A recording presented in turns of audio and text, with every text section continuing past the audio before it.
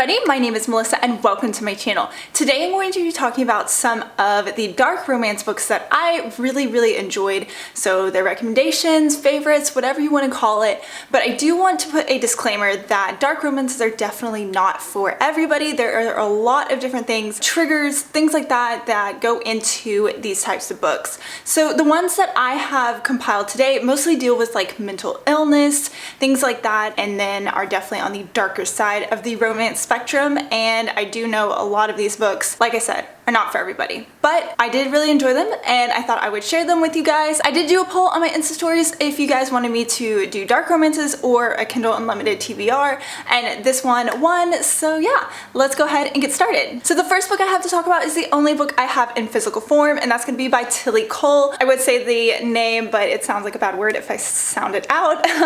But this is a very dark romance. It starts off when they are little kids and Ellis and Heathen grew up together in this house.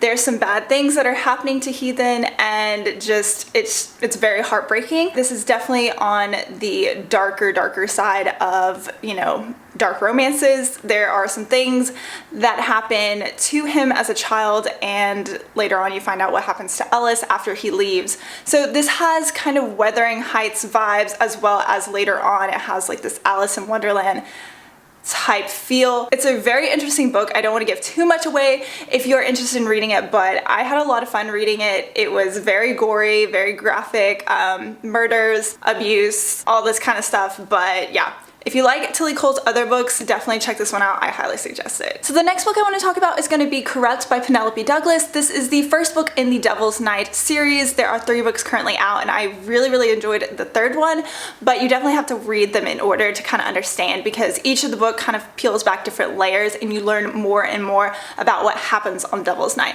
So basically Devil's Night is one of the biggest nights of the year where these high school kids get together and wreak havoc on the town. For some reason, Erica gets invited to go with Michael and his friends on this kind of like crazy adventure. Something happens and 3 of Michael's friends ends up in jail, and they all believe it is all Erica's fault. So once they end up getting out of jail, they kind of come after her and seek revenge. And it's very interesting, very dark. It's kind of creepy at the same time.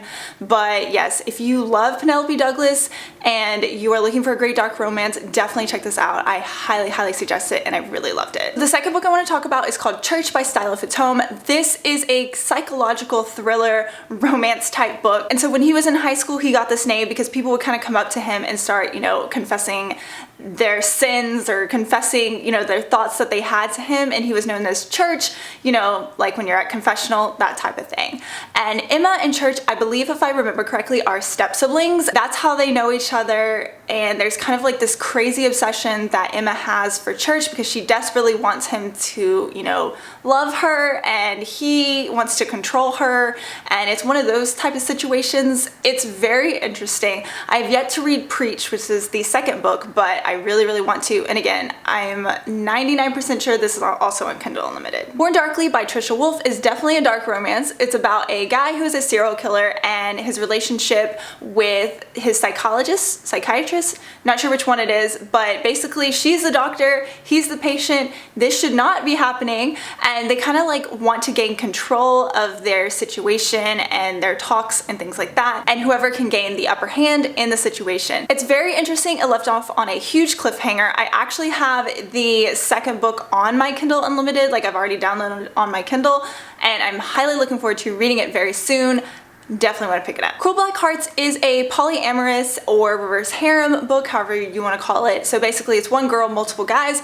The main character, she is obsessed with serial killers and she writes a blog about it, and even in her articles that she writes for the newspaper, she writes about serial killers. So she has this huge obsession and it ends up attracting other serial killers and getting their attention. So it's very interesting, it's very dark, there's a lot of graphic things that happen, and yeah, I really loved the first 2 books. I felt like the third one kind of wrapped up a little bit too quickly. I feel like it could have been spread out a little bit more and I could have gotten a lot more from the story, but either way, absolutely loved the first 2 books for sure. Definitely very dark, serial killers, dark romance. obviously. Alrighty guys, thank you so much for watching my video on my favorite dark romances, my recommendations for dark romances, whatever you want to call it.